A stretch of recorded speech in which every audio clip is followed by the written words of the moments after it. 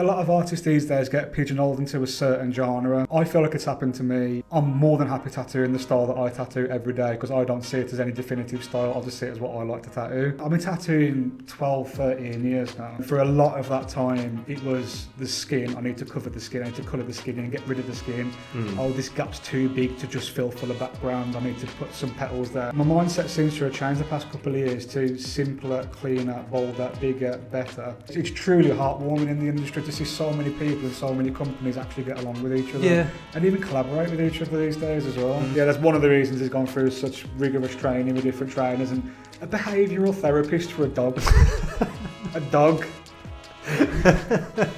Mate, honestly, have you ever seen an English bull terrier? I don't know what, but when you said that, I just envisioned someone sat there like, so come on, tell me what's wrong. And the dog's just like, well, it all started when...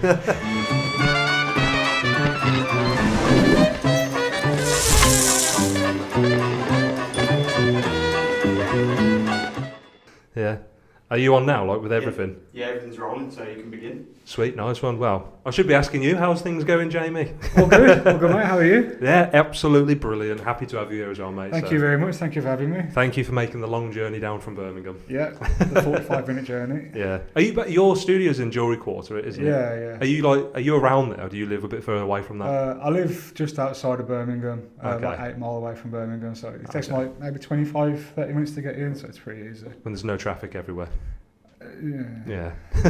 Yeah. Fair enough. Well, chapters.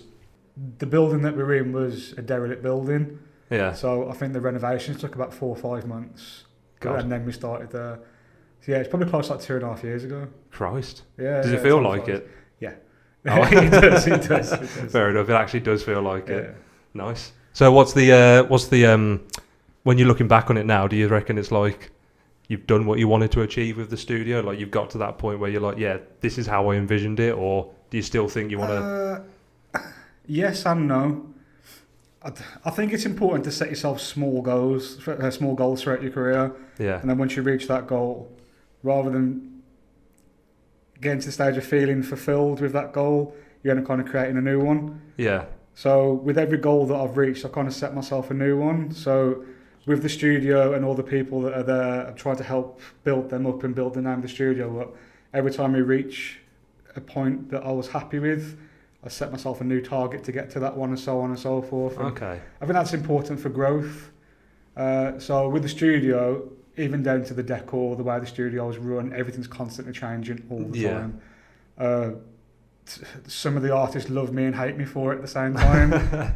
So they might walk into the studio and I've completely revamped one of the rooms, or I might have literally just changed a picture on a wall. I was going to say, it's been there for 2 years. Is this revamp like decor or like furniture? Oh, everything. It could be a small change or a really big change. Yeah. Recently, we had a big dining room downstairs. Weren't really getting used so much. But with one of our artists off on maternity leave, and she's coming back soon. I think she's just started on 1 or 2 days a week at the minute. I needed to create more room in the studio for an extra couple of stations. So unfortunately, we lost the dining room and then turned it into 2 artist areas. Yeah. So now everyone's kind of coming downstairs. Like, where do I eat my food now? So I had to create a breakfast bar in the kitchen for people to eat there. And yeah, it could be small changes or big changes, but I think change is good. It's good for growth. Yeah. Well, that's keeping it fresh. Because at the end of the day, you've got to keep it fresh for you and people working there day in, day out, haven't you? Because you come to the same place every single day and it's the same thing. Like, even in a creative industry, I think you kind of, benefit a lot out of giving it a bit of a refresh every now and then. I agree with that. How many people are actually out there? How many residents are there now then? I was waiting for you to ask this question. I don't know. Oh, you should have got this revision done then, shouldn't you? I probably should have before, shouldn't I? Right, so there's myself, Sean Newman, Shan Janice, Alex Perry, Amy Edwards,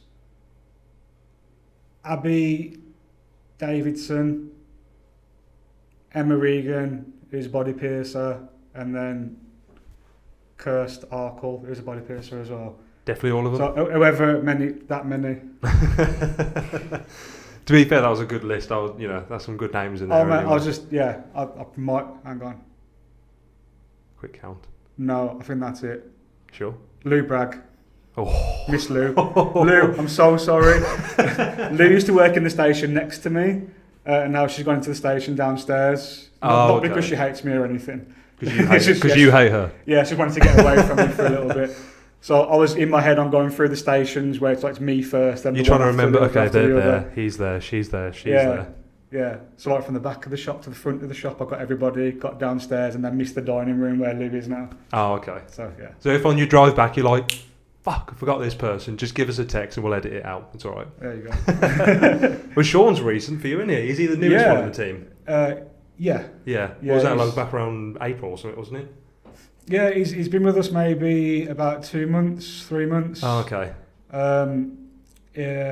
He's been a little bit ill recently, so he's not been in the studio a whole lot lately. Yeah, I spoke to him recently about it because he was saying about electrominks and stuff like that, and I was just like, how's it going? He's only lost 3 toes, so he can still tattoo with the other ones. It's fine.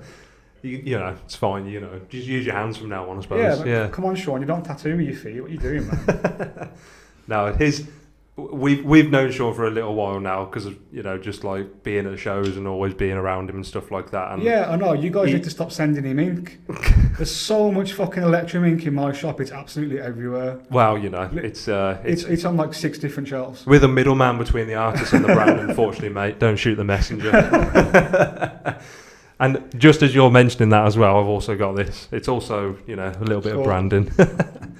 And it's not actually red. I painted it red because there's a few of us that have these and we kept getting mixed up of whose is which. So, completely customisable, not for sale. No, but Sean's got a great portfolio, to be fair. I'm happy that, you know, he's joined your team. It started with him coming to guest with us, and he just kind of... You did a collab, didn't you? Yeah, we did a collab, and then he just kept coming back and coming back. Just couldn't get rid of him. He just turned into part of the furniture. Oh, okay. And then when he eventually did start, it was like I walked in, and he was just there. Just, okay. Yeah, mate. Yeah, he was like he just never left. He just kept reappearing. But yeah, he's a cool guy. He's incredibly creative. That's probably one of the things that I love about his designs and the way he puts things together. Is just his undeniable creativity. I'm creative to a certain extent, but I'm limited by my own imagination. Right. Whereas artists like Sean, I don't think there is a limit to his imagination. He could draw anything and still make it look cool. Well, he's done that book as well, hasn't he? That massive. I think he's done 2 books now. Oh shit! Yeah, he's got a volume 2, hasn't he? Yeah, he's got a second book out. Good God! It's so jam packed full of fucking killer. That designs. is a thick book, to be fair. Yeah. It's a weapon, mate. Yeah, it's a Bible. I can't help but whenever I hear Sean Newman or someone saying like a tattoo by Sean, I just instantly think of the colour pink for some reason. Yeah, he does love that palette, doesn't he? He does. But yeah, anyway, enough about Sean. Like, you've come here, I want to talk about you. Sean Newman. Yeah, Sean, I've asked you to get by here. Dan and Jamie. Right, in terms of creativity, you're a creative little fuck as well, aren't you, to be fair? Try to be. Yeah. I've got to admit, you, as I said, a couple of years ago, I'm trying to remember now, because I remember I went to see where Moni was working, Moni Koch, people who don't know who I'm referring to, because she was working Moni Koch? I've been calling her Moni Cock for like 10 years. Oh, I don't know, we've always... Oh, have I said that wrong? Am I butchering my... Yeah, no idea. I'm going to continue calling her Moni Cock. Sometimes when we walk up to her, we just say, Moni, Moni, Moni. So, anyway, yeah, Moni. Walked up to her stand because I knew she was working at your studio at the time, I believe, wasn't she? Yeah, back at my previous studio, Yeah, that was when you was... Dark Horse, was it? Yeah. So you two were both at Dark Horse at the same time, and you was at Tea Party. Yeah. And I rocked up to say hello to Moni, and I saw your work there, and I was like, holy shit, I need that Neotrad Skull Rose picture. And you can't remember because you've probably done hundreds of them since, but it was a green and red. Was this the convention where I'm pretty sure Moni won Best of Show? She was doing like a side. How many shows has she won Best of Show at? Oh yeah. I'm pretty sure I remember you coming up and speaking to me because you mentioned that you were from Starr. Yeah, I said like, oh yeah, I don't know whether you know about Starr or anything, but I work there. I remember the conversation. Okay, yeah. Well, I bought your poster and it's still hung up in a frame right now. So cool. And speaking of. Yeah. See, that was my little plug to bring these in, you see. Okay, yeah, clever. So I'm going to pull the microphone away because I'm going to unveil these. But Jamie's very kindly bought us some little gifts. So let's have a little hairband as well. It's not yours, is it? It's one of my... One of your old hairbands, is it? Yeah, it's one of my old hairbands. From my back hair. Okay, right, let's have a little look at this then. Yeah, just a couple of prints, dude. A2, I hope you like them. Oh, shit. It's shit, thanks. It's nice, isn't it? Right up there. That's the first one. Yeah, they're both A2 with the border, so they're really easy to frame. I recognise this one a lot. I swear at one point this was like your profile picture or something. Probably. Yeah, because I recognise that straight away. Yeah. Is that one? That's perfect. That's fine. There you go. Yeah. I'm pretty sure that one's on my current convention banner. Yeah, I was about to say, is it convention banner? Yeah, the current one. Oh. Thank you very much, sir. You're very welcome. Yeah. Very, very much. You're going to be fighting over there now. Guests can't turn up empty-handed, can they? Well, some of them do, mate. Some of them do. Oh, right. I'll put these out of the way just for a second. Oh, so yeah, neo-traditional. Is that how you would describe your portfolio? Like there's a lot of everything, really. I think it's what I've been pigeonholed as more than anything else. Yeah. I did a lot of different styles before doing what I do now. I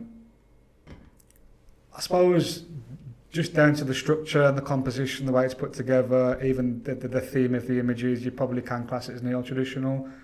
Although in my head, if I'm drawing something from scratch with no reference, it always ends up a bit more new school. I think it's all down to the box standard colour palettes, really. I don't really throw a ridiculous amount of colours at my tattoos, try and keep them quite simple and stripped back.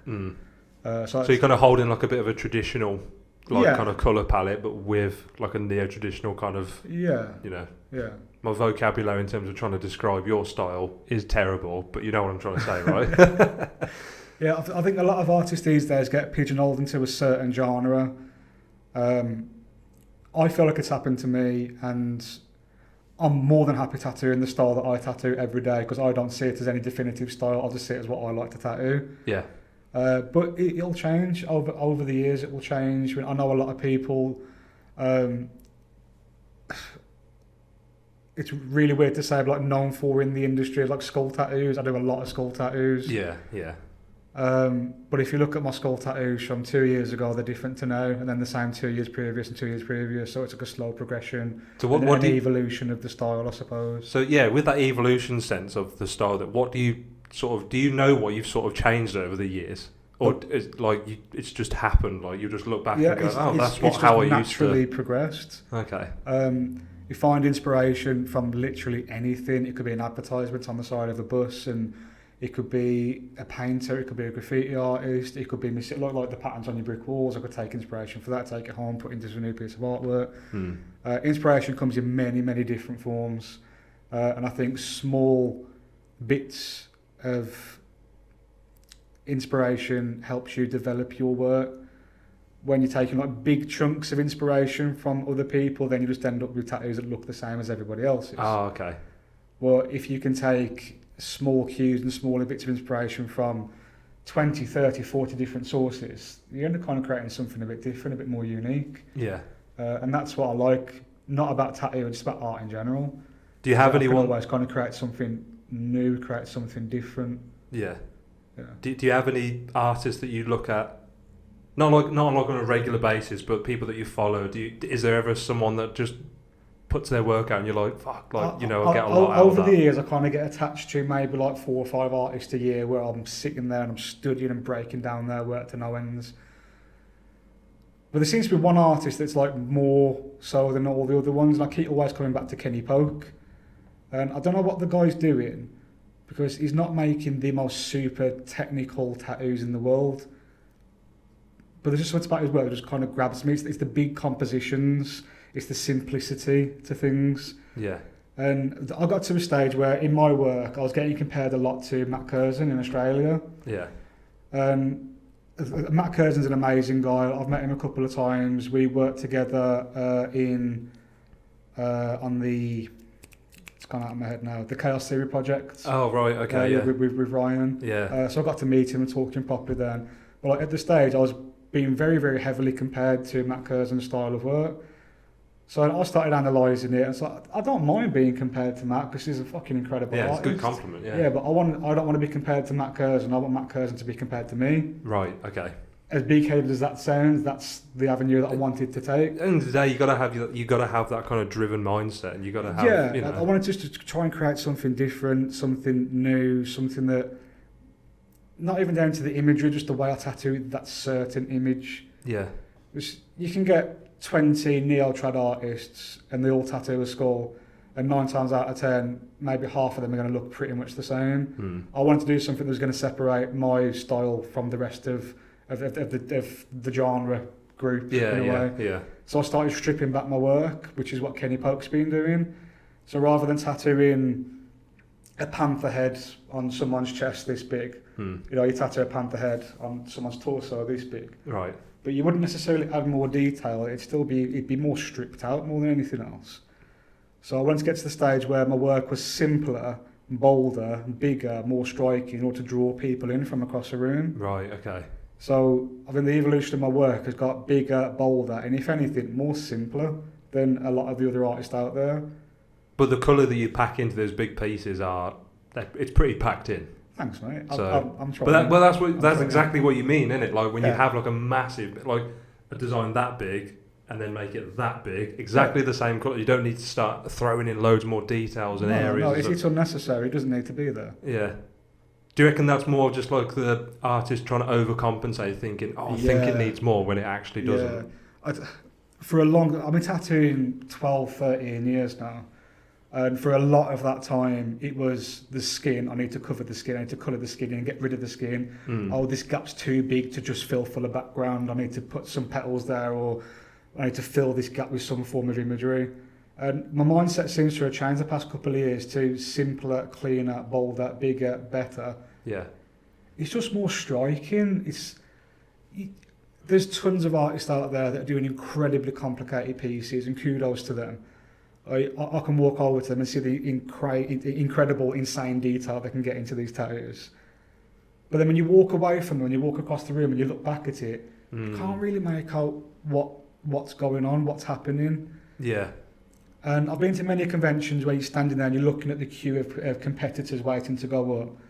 And you could stand... like for judging and stuff. You could stand back like a good 50 metres and maybe figure out what 4 or 5 out of those 50 tattoos actually are from a distance. Okay. But to me, from a distance, those are the ones that drew me in to go and take a look, to see the other hidden techniques, the other accents to these tattoos, these other little parts of tattoos they've added into it. Yeah. So, because I was being drawn to these bigger tattoos, like what Kenny Polk's been doing, I was like, well, why can't I start doing this sort of stuff? So a few years ago, I just started drawing things a lot bigger. Yeah. That's an interesting take on it, because you've done judging at shows and stuff, obviously, a couple of times now, haven't you? So you've got an understanding as to what people want to look for in that. But fit, flow, composition is just as important as the tattoo. That long term, what would you call it? Like the perspective, like if you're further away compared to being really close up. Never really thought about that, to be honest. Yeah, it's like if you stand on one side of the room and I stand on the other, and you've got a portrait on your thigh this big and I've got a portrait on my thigh this big, I could tell you exactly who your portrait was from that distance. You can't tell me whose mine is. There's nothing for you to go, I'm going to have a look at a tattoo. But because I can see what yours is from a distance, I'm going to go take a look at that. Yeah. Oh, okay. That's interesting. Never thought about that perspective, really. That's a good one, that is. How many shows have you actually been judging for now, then? Like, how many shows have you been a judge? I've been asked for quite a few, but I'm still in the competitive mode at the minute. Okay, so you'd rather be up there showcasing your work instead? I don't mind judging. I've done it for a few friends' conventions, and it is fun. I do enjoy it to a certain degree, but it is very, very stressful. And you did it at the Bash last year, didn't you? Yeah. I've been helping Mac and Joe out for Bash for the past maybe 4 or 5 years with the judging. Little shout out for Dr. Evil. Got his coaster here still. Hi, Mac. Yeah, and Joe. Yeah, I've been helping them out for the past few years, just to try and bring something different to their judging, and it seems to be going pretty well with it. But I think I'm going to get to the stage now. I'm going to start stepping away from the judging part of it again, just because I don't enjoy it as much as the competitive part of it. Right. Okay. I'm not naturally a competitive person. But you like to be in the never race. really have been. when I owned my last studio, Dark Horse, with a guy called Rich Harris. Yeah. Amazing artist. And there's one thing that he drilled into me back then was that when we go into conventions, we're going there to compete, to push ourselves, to further ourselves. And he drilled it into me, and I'm so happy that he did, because without that, I probably would never really have competed. I probably would have gone to conventions, taking walk-ups, and just kind of had fun and messed around. Yeah. Yeah. So you've taken a bit in more... the back of my head, I go to conventions with the intention of entering, because I feel like it forces you to do a better tattoo in a way, because you know it's going to be judged by your peers or whoever's judging, or the rest of the audience is going to see it. Feel a bit of that pressure. Yeah, so you feel a little bit of pressure. Yeah. So I go with the intention of entering, but never the expectation to win. That's a good mindset. Yeah.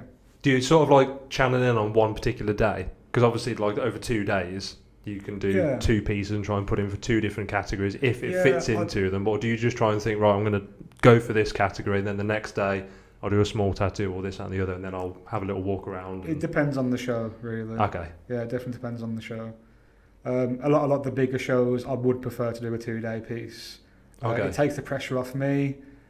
It's easier going on the client as well, so I can kind of separate the 2 parts of the tattoo rather than go back into areas from the day before. And doing 8 hours of constant, like, just sit down, stay there. Yeah, I see so many people at conventions doing, say, 2 or 3 day pieces where they will line out the whole piece on the first day, and they're going back into a tattoo that's technically 2 days old on the 3rd day. And I'm like, oh my God, the pain that client must be going through. Especially if you're in like an awkward, like if you sat like that for the entire, like, God. So it's more awkward trying to get like 2 and 3 day projects in at conventions. Yeah. So we tend to price them a little bit more according to budget. Oh, I see, yeah. But with 2 day pieces, I'll tend to work on the top half. I'll take a chunk of tattoo that I know I can get completely finished on that day. So at least and if then they tap out for the second day. They'll have one finished.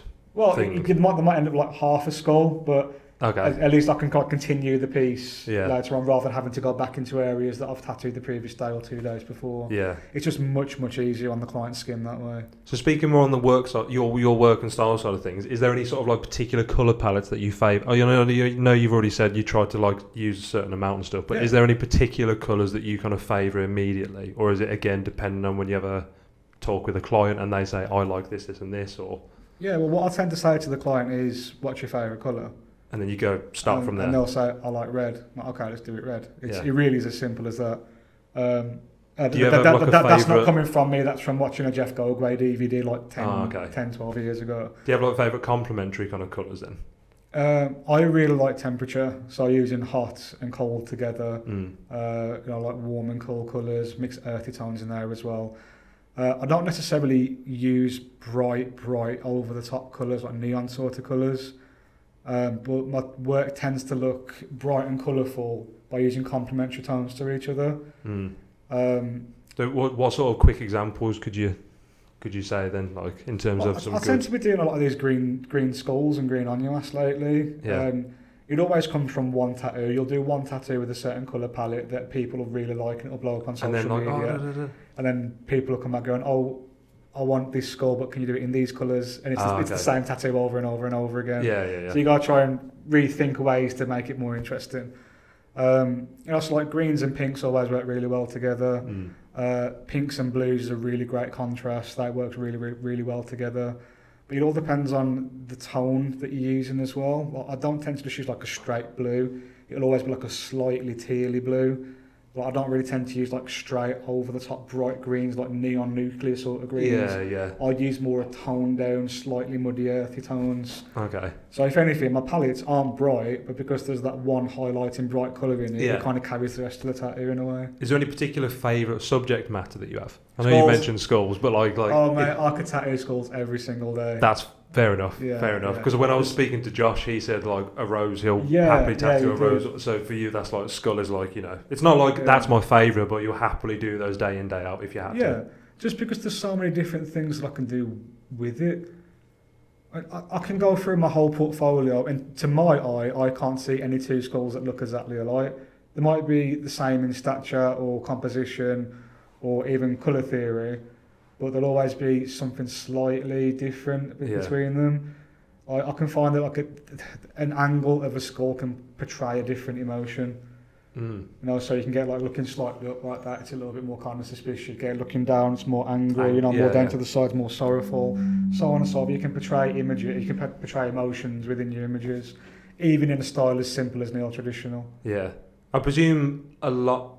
I'm going to retract that. Presume is wrong because I've never done all this kind of seminar stuff, but you have. I would like to guess that these are the kind of lessons you kind of bring out in your seminars and stuff. Some of them, yeah. Some of them. The seminars are still ongoing, yeah, and still evolving into different platforms. How many have you done now? I'm not going to give too much away just yet. That's fair enough. How? Yeah, What so can you if say? you guys want to know more, book onto the seminars.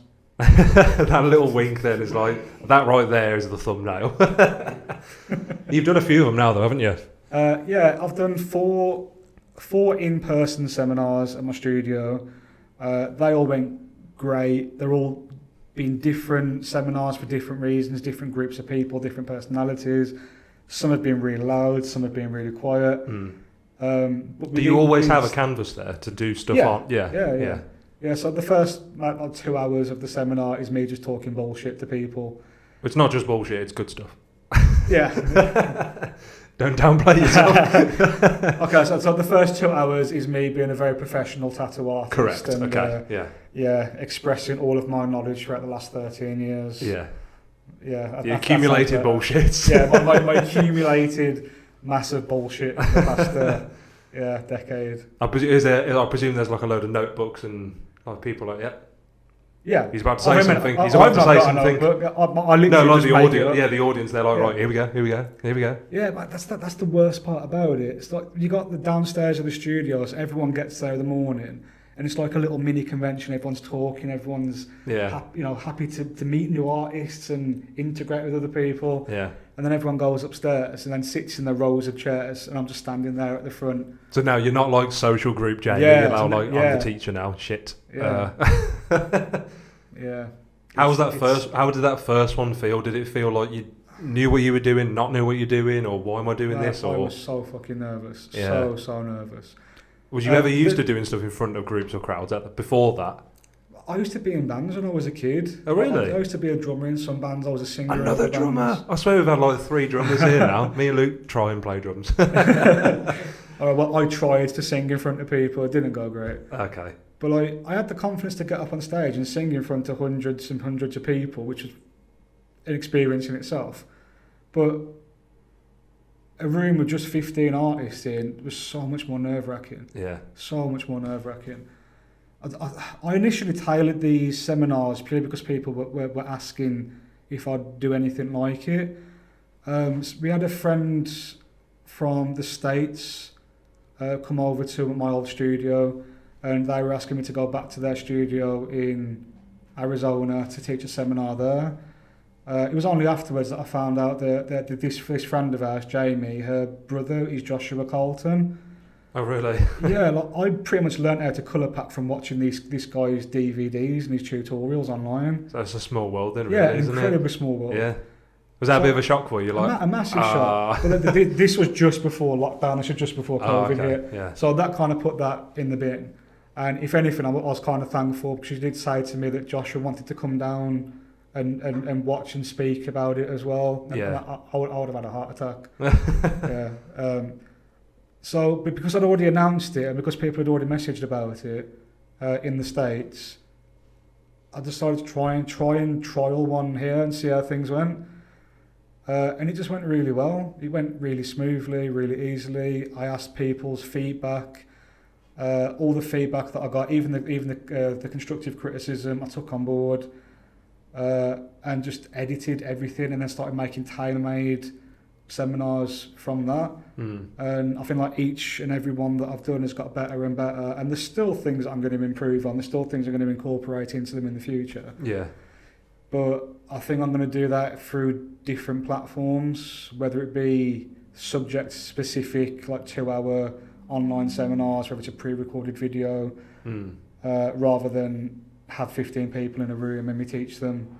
I might end up doing them all more online instead. Did you record the previous seminars that you've done and use them for digital? No. Oh, okay. So that's kind of what you... Okay, yeah, I liked the personal touch. Yeah. I think it's got to the stage now where I do need to start getting something online for people.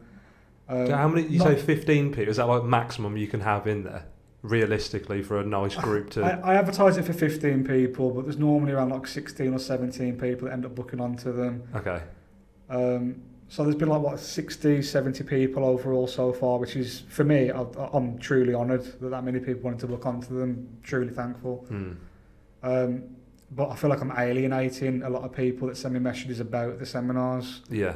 Especially in the States, because obviously they're not going to fly over. It's a huge expense for them.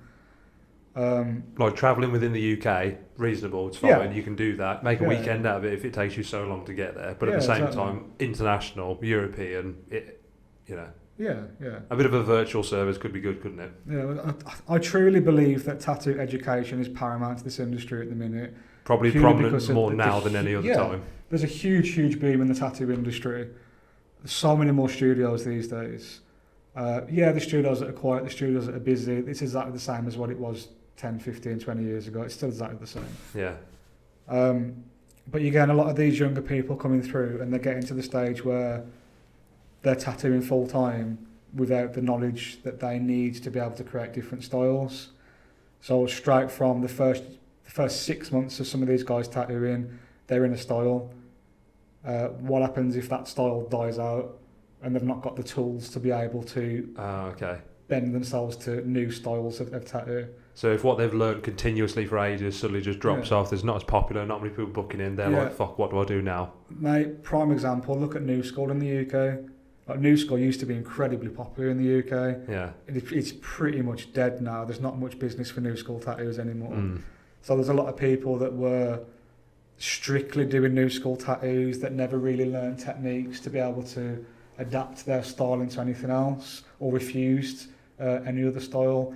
And a lot of these guys ain't got any work anymore, even though their work truly is incredible. Yeah, and you'll see them probably taking on like a black and grey work job because it's their friend, and you look at it and you're like, you don't quite have Tribal did exactly the same. Tribal was all the rage when I was a kid. I was like 13, 14 years old. I wanted a bodysuit of Tribal just before it was the coolest shit in the world. I've not got any, thankfully.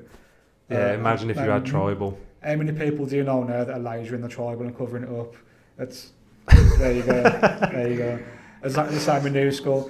Mate, in like 10 years' time, mandalas might die out and people want to start covering their mandalas. God. So you got people that are strictly doing dot work mandalas. What are they going to do if they've not learned how to colour pack, they've not learned how to do solid black lines, they've not learned how to do smooth black and grey? So I think, although I'm pigeonholed as being a neo-trad artist, I believe that I'm from... My generation is smack bang in the middle of the old school generation of tattooing and this new wave. And the new wave of tattooing. So I've still got some of the old school mentality, but with the new school traits. Yeah. So I did learn how to do black and grey. I did learn how to do dot work, stippling, line work. Yeah. I learned how to do most things.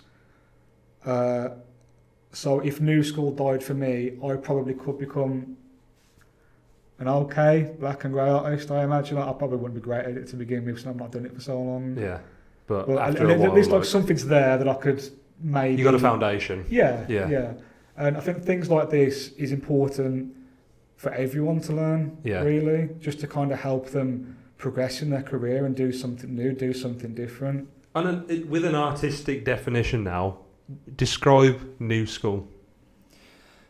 Neo-trad, blown out of proportion. Okay. So what in terms of like how in what way is Neotrad blown out of proportion? Is it just like the way in which... Draw a Neotrad skull and change it with a warp tool. There you go. That's New School. Essentially. For me, it's like it's blown out over the top proportions. Yeah. It's using lower lights and highlights. Nice, you could have like a green tealy lower light on one side, a yellow highlight on the other side. It depends on the different styles of New School. I mean, to me, like Craig Measure's old work, that was New School. But then you look at like Liam Mule's work, that's New School. You look at Matt Lappin's work, that's New School. Andy Walker, Liam Jackson, they all fall under the New School banner, but you can easily identify each individual style and match it to the artist. Yeah. So New School's definitely like a personal thing on how you portray it. Right. Timmy B in America, I mean, his work is absolutely stunning. Because every single person that I sort of ask that does, again, like I can't even describe like lots of different styles of colour work, and you can see the traditional neo-trad kind of like styles in there, and they say it's new school. It's like I've never really understood what is defined as new school really. Is that because it is such a broad spectrum? It's huge, mate. Absolutely huge. Yeah. Whereas when you say black and grey, really, neo-traditional, if you think about it. Yeah. Yeah, but you could look at like my work to Mike Stockings to I'm not comparing myself to these guys. These guys are fucking amazing artists. Yeah. But like Mike Stockings to Sneaky Mitch to Crispy Lennox to some people class Jeff Goldthwait as neo-traditional in America. It's a big portfolio to class as neo-trad, though, isn't it? But then a lot of people class Christian Casas as neo-traditional. And to me, I can see what they're saying, but it's such like pigeonhole. Yeah, it's such like a small line to grab onto to say that's neo-traditional. Yeah. But like, it's not just new school. Every style is so varied in what you can do with it. So when you I want to go back to the seminar thing because we kind of like brushed over a question or two I had about that. So sorry. No, that's fine. I've got a tendency to talk absolute shit, mate. Podcast is all about waffle. This is what happens when you get nervous. No, you're holding it well, don't worry. I want to go back to the seminar questions. So, you said that you've done about 4 or so.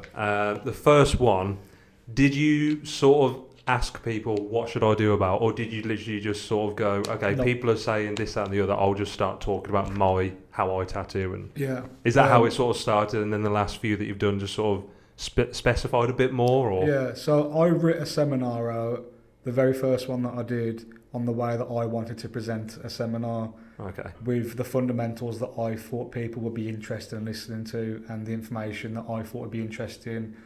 Knowledge that was applicable, that was easy to digest. Okay. It went really, really well. A lot of people gave me feedback. The vast majority of it was great.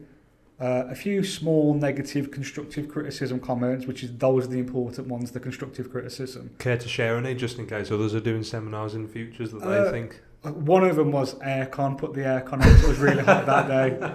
So, you're a great artist, honestly, mate, but it was fucking hot in that room. Something as small and as simple as that benefited the next one, believe me. Fair enough. Well, I suppose you have got an audience to. It's not. It's everything, isn't it? Atmosphere, personality. The structure and the delivery of some of the things that I was talking about. Like, I'll be concentrating on one area of the seminar a little bit too much, where people want to know about the next part of it a little bit more, that I'd end up kind of brushing over.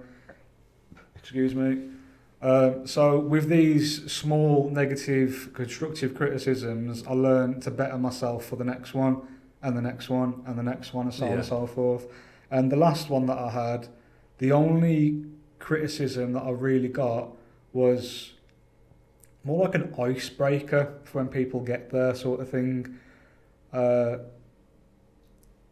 in, you should have had. Yeah, should have had an icebreaker. So like a room full of I think it was 17 people on the last one. Yeah. So it was a room full of 17 people, but there was like a couple of groups of friends and a few people that didn't really know anybody, just standing at the sides. Oh, so there was naturally just some groups Yeah, so I feel like I might have made a few people feel a little bit more isolated or a little more uncomfortable from the get-go, whereas that's not what I'm about. I want to try and make people feel as comfortable as soon as I walk into my studio. I want to feel like it's at home rather than a studio sort of thing. Yeah.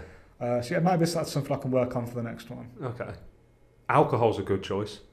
Yeah. No, I'm joking. There was actually, we had a guest artist come to the studio who's quite possibly the most Welsh person I've ever met, and he's amazing, Rich McCann. He's put a question on here, actually. Has it? Oh, thanks, Rich.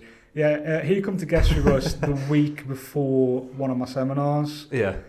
And he left behind a bottle of, I'm pretty sure it was whiskey. Okay. Which we all end up enjoying quite a lot after the first seminar. So yeah, thanks a lot for that, Rich. What type of whiskey was it? Do you remember? It wasn't just typical JD or something. No, it was like a homegrown whiskey. Homegrown Welsh whiskey? No, he didn't homegrown. No, he didn't do that. I was going to say. He's a great artist, but I can't imagine him make a great whiskey. I tell you, do you have a guess what he brought us? Because he's been on Inkcast. I think he was episode. Oh god, I'm going to butcher that. I can't remember what episode. We was upstairs at the time, so that was a little while ago. He brought you a gift. He brought us a gift. It wasn't drink. It was an edible gift. Can you guess? A Welsh edible No, gift. not particularly Welsh. I'm just trying to. I can't do that. As soon as I hear Rich McCann, automatically I just think Welsh.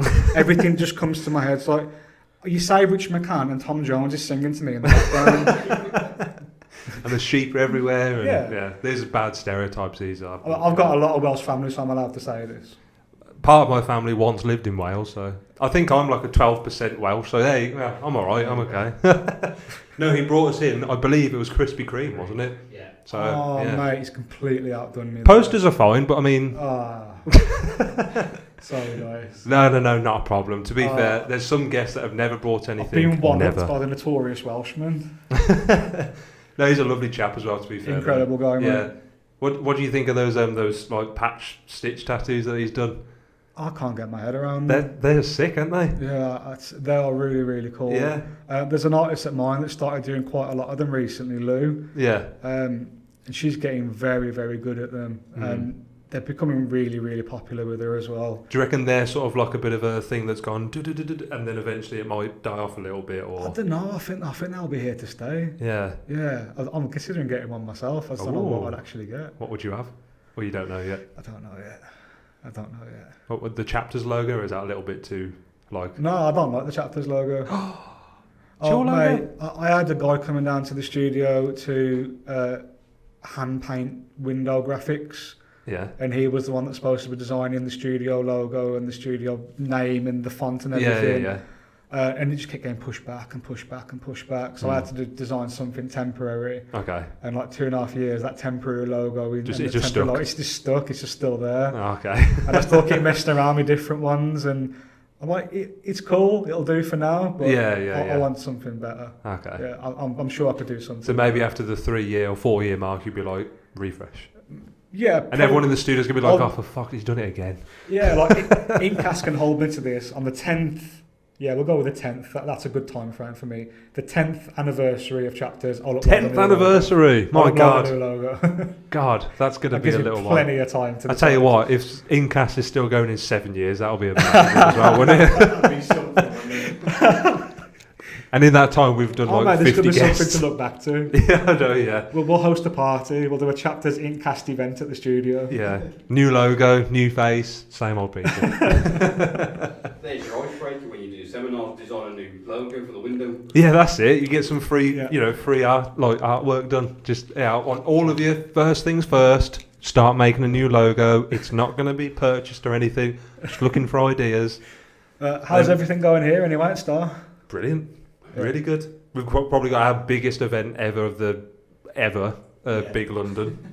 Yeah. You going to be at that one? Yeah, I'll be at Big London. As in working it? Yeah, I did a 2-day knee and calf piece. Oh, very nice. Yeah, so it's going to be in a bit of pain, but we can help him through it. Oh, okay. Yeah. I'm sure it'll be fine.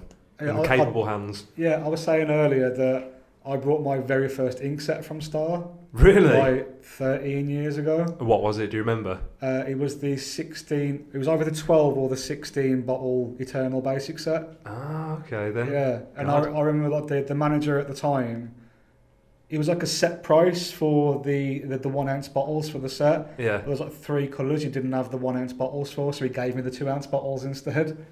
So even back then, how nice we were. We're even nicer now.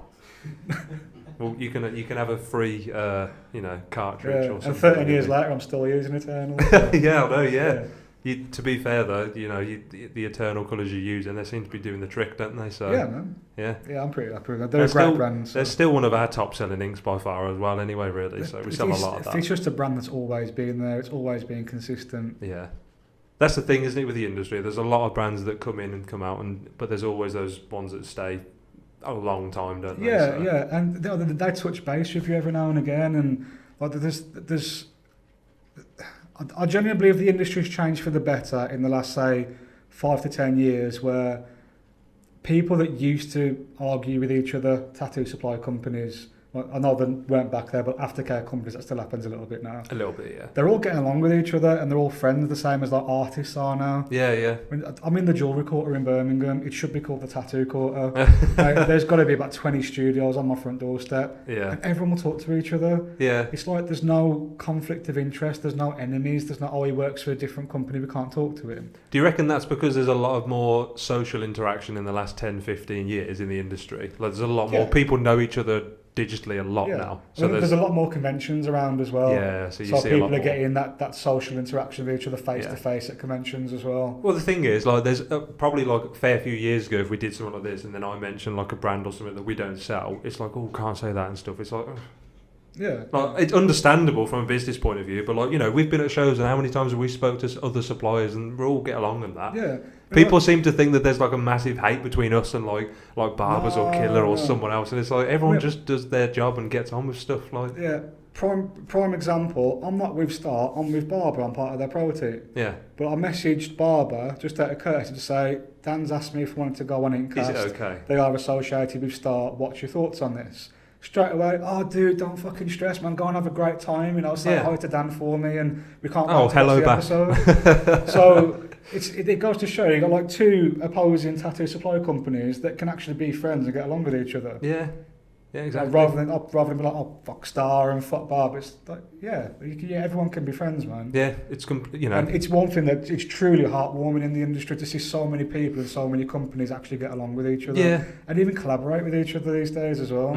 I'll tell you, when the microphones and cameras are off, we thought of a little project a little while ago, and we kind of partially spoke to this particular company about it, but it's not written in, writing yet. But I'll tell you about it once the camera's off. But there's potentially something that we could, Yeah, man. Anyway, Got a you two know what I'm on about, don't you? Yep. Yeah, you know, don't you? Could be anything. Speak about a lot of things, don't they? Yeah. Whisper in his ear. He's penny drops. All I'll say is I'm not under contract, so if it gets posted on Instagram, it's not my fault. Oh, that's it. He's not going to find out. No, but yeah, at the end of the day, the industry is big and everyone knows each other now. So it's like, don't get me wrong. I'm not going to say every single company under the industry is great, because there are one or two out there that unfortunately can't get on board and move on. Yeah, because they kind of like nip away at you and they try and make issues, and it's like, oh, there's so many incredible. But I suppose that happens with tattooists as well. Sometimes they start putting stuff out on social saying about this person or this. Like you mentioned something earlier, I won't bring it up, but like there's people everywhere in every industry that will always have a negative. Another prime example, I was working the Tea Party convention the one year, and I'm with Butterlux. I've been with Butterlux since the very beginning. I think I was like the third or the fourth artist on their team. Shout out to Lewis at Butterlux. Yeah, good company, thank you very much, mate. Brilliant products. And my good friend Colin Whitfield, who's got a tattoo aftercare company himself. Yeah. As a joke, he thought it'd be funny to come over to my booth and put one of his aftercare products on my desk. As Lewis walked over to my desk. Lewis saw it and just started laughing. He thought it was funny. So people don't take things too seriously, mate. You're only here once. Have some fun. Exactly, mate. It's much easier to have friends than it is enemies. Yeah, 100% agree with that, and it makes everything just go easier and smoother, doesn't it? Yeah. Normal life as well. Like you know, there's been moments where people have put stuff online, and then there's all these people going, "Oh, share and stuff," and it's like. Oh, whatever. There are some things. Yeah, the industry needs to jump on board. Like what was it that? It was that girl in America that had that real bad tattoo experience. Tattoo gate. Yeah. I think I was really late to that. Yeah. Well, we kind of saw it as it was happening. It was incredible how quick everyone jumped on it and everyone started blaming Russ Abbott. I can't remember names or anything, but I know that it was like a tattoo that went, like pricing wise, went wrong. I'm pretty sure the artist's name was Russ Abbott, who put together the. I don't know what the word I'm looking for is. He kind of put together like the information package or seminar where it was. Yeah. That this girl was trying to practice. Yeah. But then she blew it out of proportion and used it in a correct way, and then he got loads of heat for it. But as far as I'm concerned, like if. That's like me teaching somebody and then going to do a bad tattoo and then blaming me for it. Yeah. You can't really do that. How far back are you going to keep going as well? You need to know the truth about shit. Yeah, well, I'm not going to blame anybody for that because I don't know who's in the right, who's in the wrong. All I know is that girl needed a better tattoo and deserved the better. I think she did. There was an artist that got involved and said, "I'll pay for it." No, it was I can't remember what it was now. Someone paid for her to turn.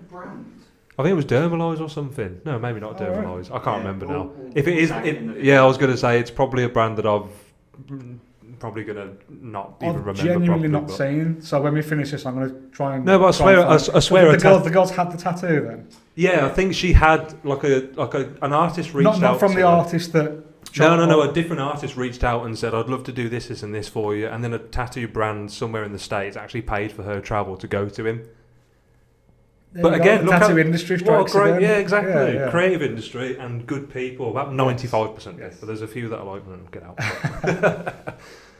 Right, hang on. Let's have a little look here. I haven't mentioned anything really to you in terms of best experiences. We've already kind of talked about chapters and that, but how's life for you at the moment? Being a studio owner, doing the seminars, but also being an artist. Like, have you got like a good balance for all that? Because you've been doing it for a couple of years now as the studio owner and da-da-da.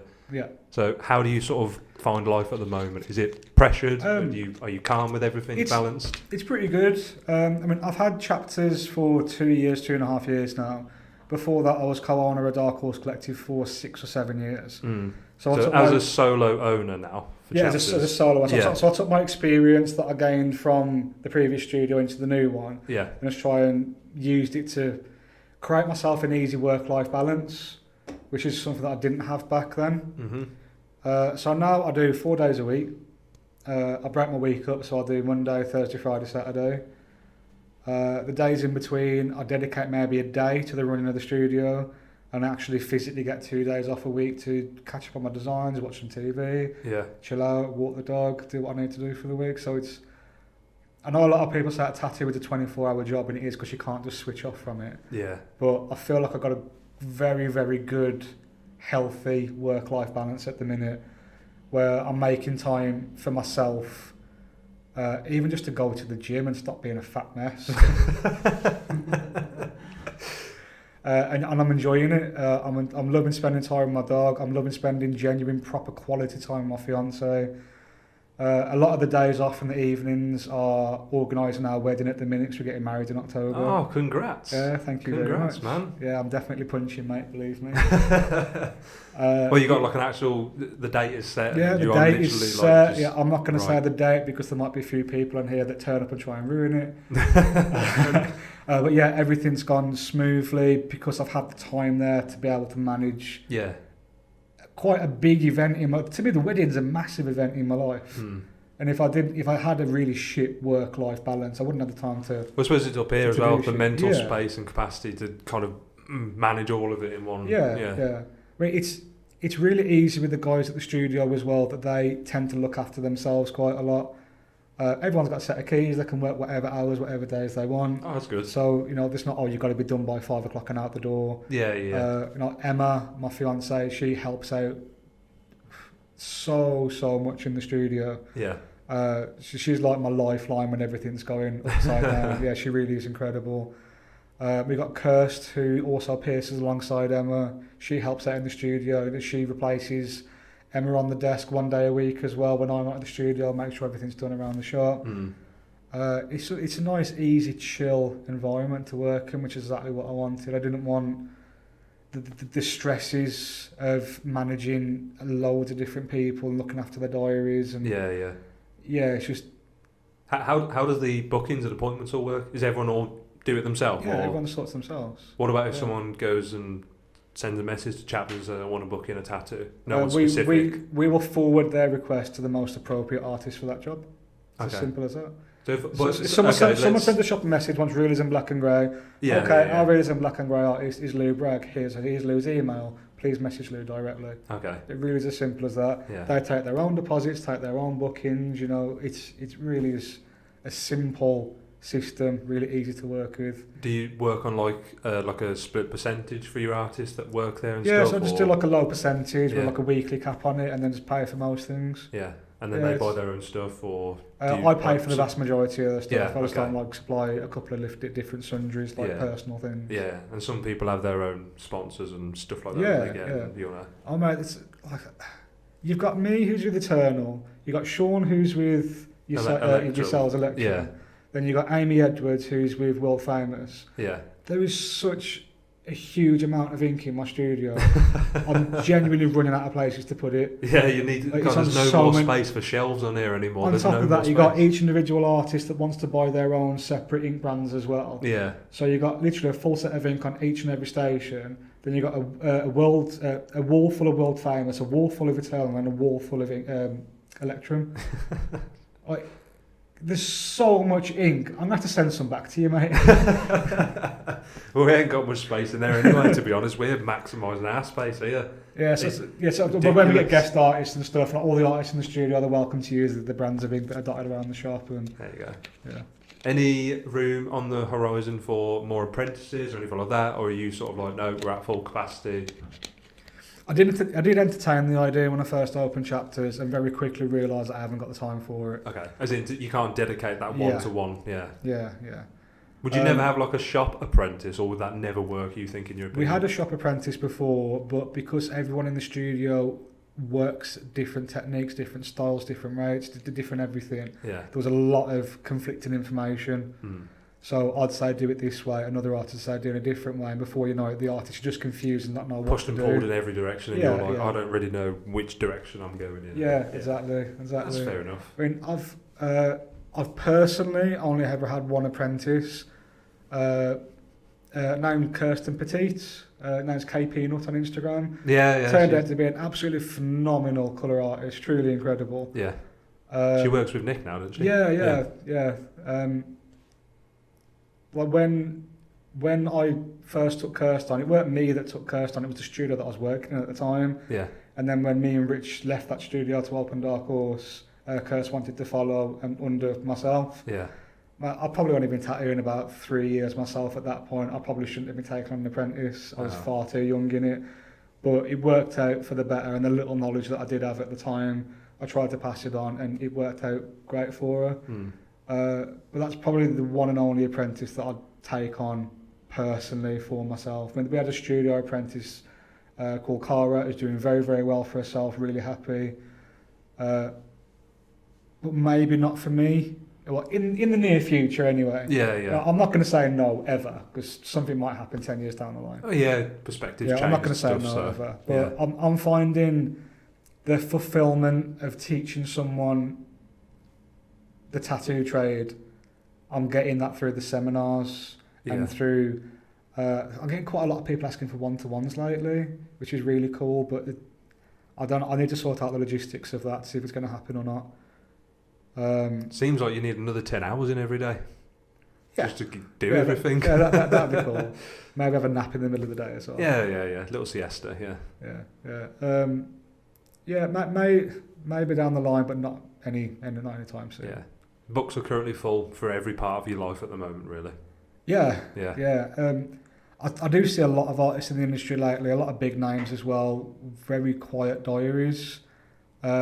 I think maybe the backlash from COVID and the increase in utility bills, electric costs and everything might have caught up with a few people. So because of that, I've booked myself further ahead than what I normally would with the inquiries that I was getting, just to kind of guarantee I've got the work in. So I'm the studio owner. First and foremost, I need to be able to pay all of my bills if nobody else. Yeah, you got the most pressure on your shoulders, haven't you? Yeah, I need to guarantee we've got that work there ready to go. How many months ahead do you put your diary in then? I normally open 3 to 6 months ahead. I think it's about 9 months at the minute. Oh Christ, Jesus! I don't want to go any further than that. Yeah. So what's that? You're into like February or something next year? Or? Yeah, it's like March, April next year. Jesus Christ! I need to. The funny thing is, it's all work that I enjoy doing, so I don't mind booking it in. Yeah. It's all work that I'm happy to take on anyway. It's all portfolio work. So if they want to book in for it, I've booked in for it. So I've got this side of my head, like business saying, you're going to need to book it in. And I've got the personal side saying, stop doing it, you want to go on holiday as well. So it's, I try to battle between those two. But the holiday one's probably going to end up winning. Yeah, fair enough. Question: is there a tattoo design, and you're probably going to say no to this, but is there a tattoo design that you've never done that you've always wanted to do, like a particular specific subject matter? A sucky panther. You've never done a sucky never panther? tattooed a sucky panther. God, that shocks me. I'd love to be able to do one, but it'd be big. It'd have to be a back piece or something. Like a whole back, a whole torso. Some huge sucky panther. Hey, Carl, you got nothing on your back, have you? That's the only thing you got. Panther with like a necklace made out of dicks or something. Jesus Christ! I'll tell you what. Let's get creative with this. Give it a unicorn horn. Yeah, I was gonna say. God, maybe a rainbow somewhere as well. Nice colours and some. Yeah, Jesus. Yeah. And its ears turn into licorice. Fuck. Yeah, let's do it. You got any space this? No, I'm joking. I tell you what, JB. But no, I don't want to end this yet because I want to ask you something that you mentioned just now. Okay. Your lovely four-legged friend. Oh, yeah, okay. And I believe you mentioned earlier this was courtesy of a very particular special lady. Yeah, she ruined my life, man. The dog, not the lady. Both. So who are you referring to then? Come on. Yeah, so we had an artist called Money. Thank you, Money. Thank you for all this crap. Yeah. Two mentions in this show. Two mentions. I know, she's that popular. Money's got an English Bull Terrier. We wanted a dog. Money says, my friend's got a dog. Do you want it? We're like, yeah. Dog turned up. Ruined my life, but now I won't get rid of him because I love him to pieces. Aww. Yeah, so the dog literally takes over mine and Emma's life. He's called Taco. Taco? He's called Taco. He's called Taco because we were supposed to be going to Mexico the week that we had him and then lockdown come in. Amazing. So he's technically a lockdown dog, but we'd organised having him before we knew lockdown was happening. That's brilliant, that is. But mate, after it's got to be £4,000-5,000 on training. What? I'm not even joking. Seriously, this dog is like the Tasmanian devil and he's bright ginger. God. I don't even mean brown. I mean he's like glowing ginger. Glowing ginger. Best dog. He's the best dog and the worst dog I've ever known in the same breath. That's part of the job description. And it's all from Money. So thank you, Money. There you go. You've literally ruined my life. Have Taco and I couldn't be more thankful for it at the same time. Has Taco and Bertie had a play date together? No, Bertie doesn't like other dogs. And saying that, neither does Taco. Yeah, that's one of the reasons he's gone through such rigorous training with different trainers and a behavioural therapist for a dog. A dog. Mate, honestly, have you ever seen an English Bull Terrier? I don't know what, but when you said that, I just envisioned someone sat there like, so come on, tell me what's wrong. And the dog's just like, well, it all started when... it all started when they called me after some food. I don't even know what they're on about, really. If my dog was in here, no, he'd be sitting on your head. Jesus Christ. He's hyperactive. He's a 30-kilo dog, so he's not light at all. God. But some of the things the trainer had us doing made a lot of sense, but they made us look so stupid at the same time. Come on then, give us an example. So stupid things like try to draw his attention away from other dogs. This was the issue. He didn't know how to interact with other dogs. Yeah. So one of the things he'd do was when we take him on a walk, he'd get us to bring mushed up pate and tubes of Primula squeezy cheese. Okay. Out on dog walks, high value dog treats. Yeah. But he'd say, okay, find a tree and literally smudge some onto a tree so the dog can go over to the tree and literally lick it off the tree. I bet you look so normal doing that. But we'd have to give him a cue. So we'd shout, Taco, cheese tree, Taco, sausage tree. So people are, fuck's this guy on about? It's a sausage tree. They can't see a dog anywhere. It's just like, what the fuck is this crazy guy over there shouting? It's shouting? chewing the bark off this tree to get the sausage off it. Yeah. I just imagine you at a park just rubbing this tree up and then you're just like, Taco, cheese tree. Yeah. Someone over there's just like, is that guy again? Got to rub that tree off again, Jesus Christ. And he's got cheese with him today in a tube. He's not eating it though. Yeah. No, that's awesome. But yeah, Molly, she's a dog lover. Yeah. I remember we've spoke so many. We had so many hours of conversation over the years talking about dogs, and then it's like, right, you need to order some bits or something, don't you? Yeah, okay, and then we start doing an order for tattoo supplies and stuff. Mate, I genuinely thought her becoming a mother would chill her out. It's not. She's still as hyperactive as ever. She still goes to all the shows as well. It's ridiculous. A fair few years ago, me, Money, and my friend Tom went to Brussels Convention, Money was knocking on my door at 5 o'clock in the morning doing jumping jacks in the hallway, shouting, "Jamie, come on, we gotta go!" Like, she just doesn't fucking stop. Yeah. She fell asleep on my lap on a sofa as we were waiting for a taxi to come back, because I left my phone in the taxi. Yeah. Money fell asleep, leaning against me, and she was talking in her sleep. She was physically asleep. I had to pick her up off the settee. But she was still, "Jamie, Jamie, Jamie, Jamie." Oh, God. She's a very unique person. I wouldn't change her for the world. Yeah. She's incredible. Yeah, she's brilliant. She's going to be working next to us at Big London as well, so that's going to be fun. Yeah. Have you seen the back piece that she's doing on Craig James? Yeah, the big Venom piece. Oh. Yeah, it's looking cool. Yeah, it's looking That's cool. looking good, that is, yeah. So we'll have to have a little look at it when we're there at Big London, just sort of say like, "Oh yeah, so how many more sessions you got?" He's going to be like, "Oh, I've got like 4 left." Right, how much time are we up to now? We've been talking for a bit, haven't we? 5. Okay, that's all right. We'll leave it at that then. Jamie, thank you very much for coming. And Thank you very much. all the best It's been a going pleasure, forward. mate. Thank you very much. Absolutely wish you the best for all the seminars and everything going for chapters. Much appreciated. We will see you. We'll see you in London. You sure? Yeah, nice one. Thank you very much, Jamie. Thank you. End of the show. Well, that There was is. easy.